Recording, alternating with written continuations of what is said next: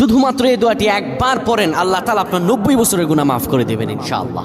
আপনার 90 বছরের গুনাহ মাফ হয়ে যাবে যদি মাত্র এই দোয়াটি যদি একবার পড়তে পারেন। আপনার ভাগ্য খুলে যাবে, রিজিকে বরকত আসবে, মনের ন্যাক আশা পূরণ হবে, আল্লাহ আপনার সব দোয়া কবুল করে দিবেন। সুবহানাল্লাহি ওয়া বিহামদি।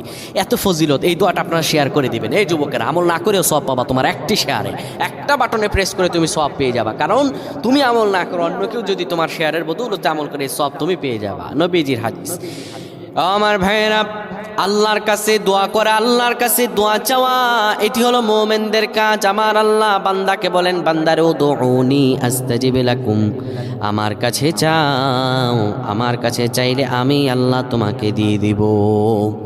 কেউ যদি একবার এই দোয়াটি পড়তে পারে, দোয়াটি হলো রব্বি ইন্নী যালামতু নাফসি ফাগফিরলি।